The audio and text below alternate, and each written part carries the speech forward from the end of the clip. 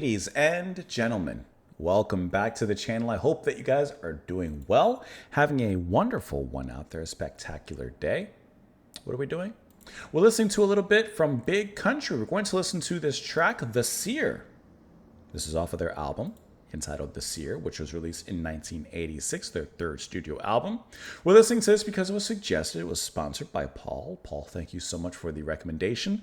Thank you as well for the support. You said to go in blind and see if you can recognize the backing singer. Well, listen, that's absolutely no problem. That's no problem. I have the Wikipedia article pulled up. I have the lyrics pulled up. That's all. And I haven't looked at them. I never do. I shouldn't say never. I usually don't look at them. Occasionally I do, but I usually don't look into the Wikipedia too much. So.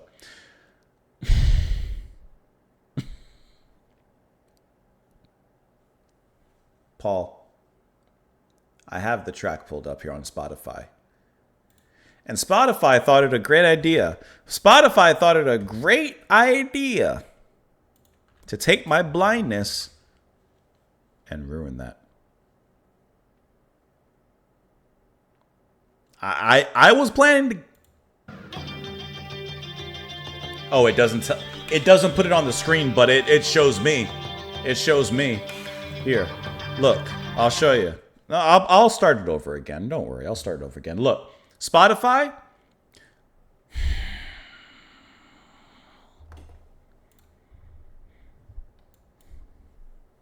Cat's out of the bag. Or the hounds. Sorry, Paul, but I gotta be honest, it was right there. I can't lie.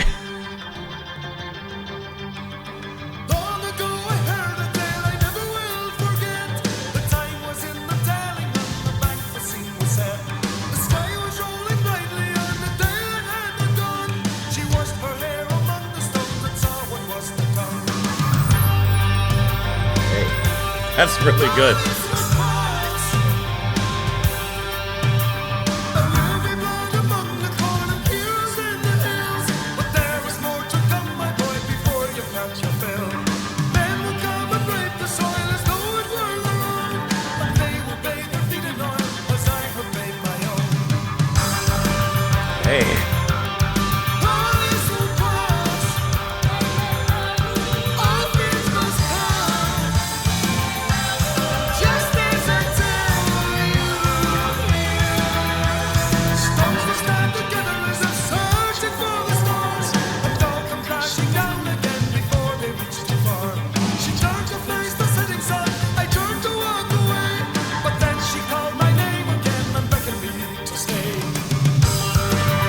That's good.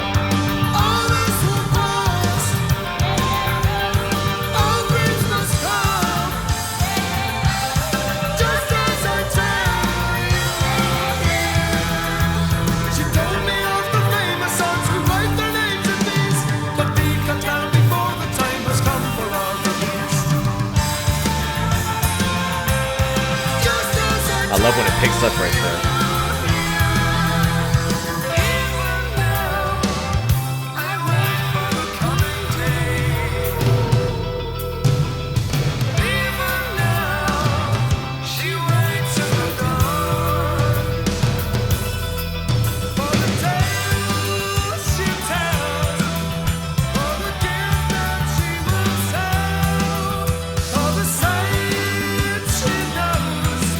For a vision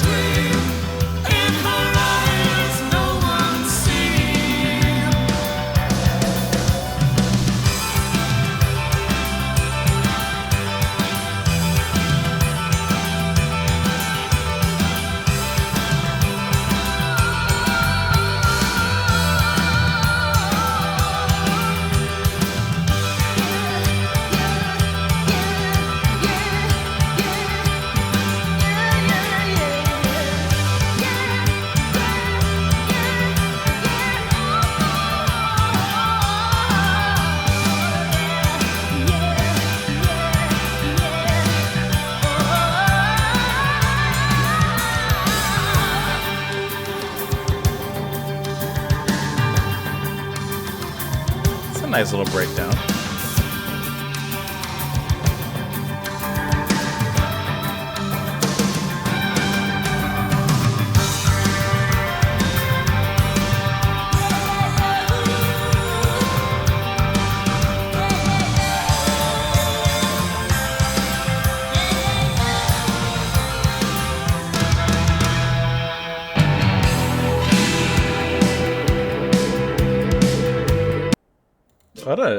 What a change there at the very end. Was that leading into the next song? Yeah, it was leading into the next song too. That was a snappy change. Okay, the Seer, I love its unabashed passion. I love the way that it has this certain endurance where it is just constantly running towards something. It is constantly on its way towards like this goal. It's not a marathon. This is a race, and they are charging forward. I love how strong and forward the drums are, the rhythm section in general. The singing in here is really nice as well. Like I said, just filled with that passion from Stuart Adamson.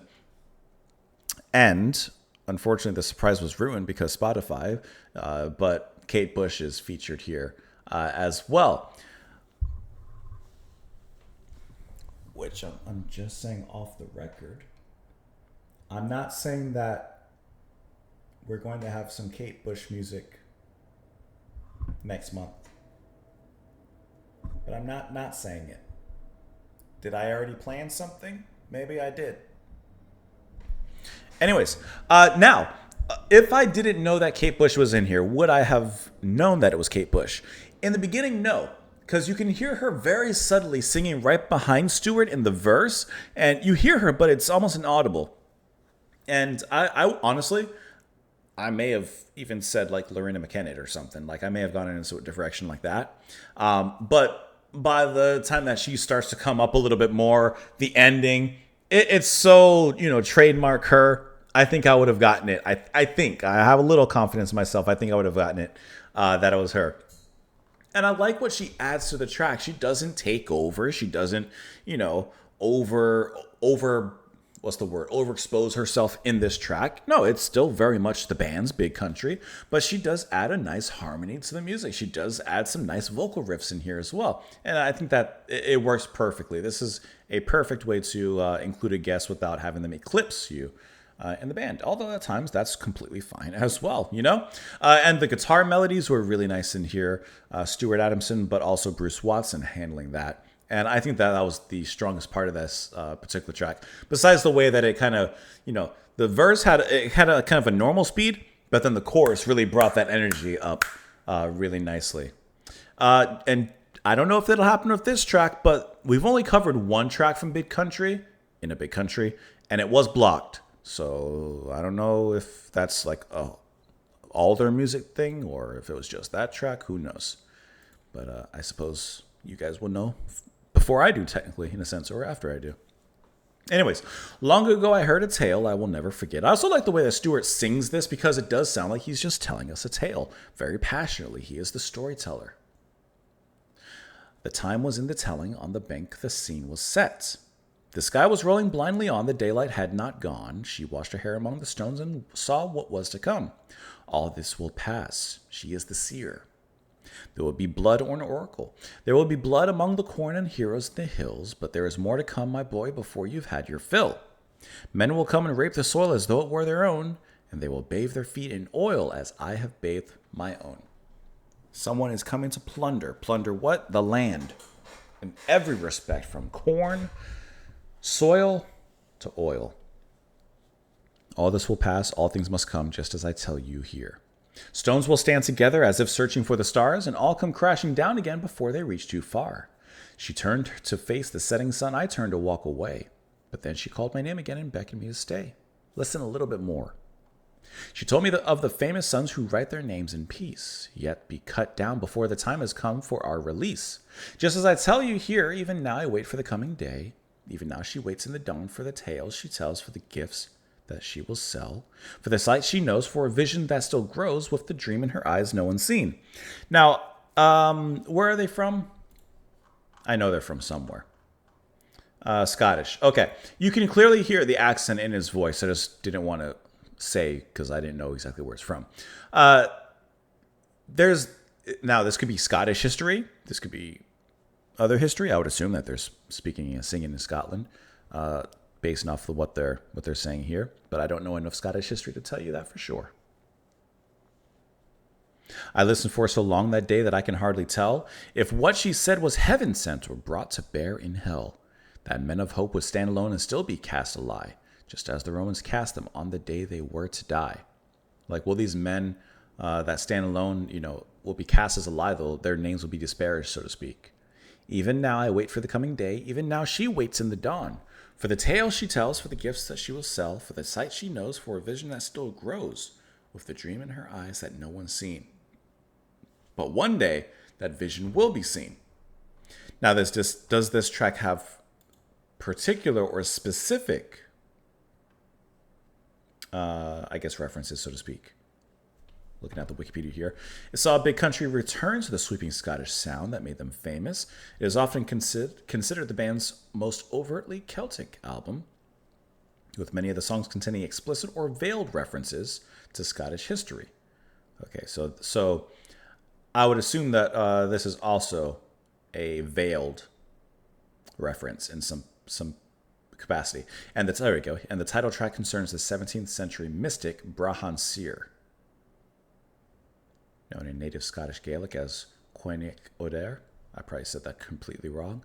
And Kenneth Mackenzie was, according to legend, a predictor of the future who lived in the 17th century. Okay, I gotcha.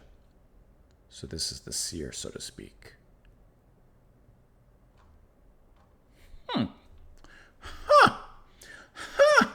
Let me know what you guys thought of the track, of course, in the comments down below. I hope that this doesn't get blocked on YouTube, but if it does, you know where to find it. Paul, thank you so much for the support and the suggestion. Sorry for the surprise being ruined. I tried going in as blind as I can. I tried not to be a seer, but Spotify seared it there. And what? But when I played the song, it didn't come up. But when I don't, it's just spoilers. Have a great one, guys. Bye.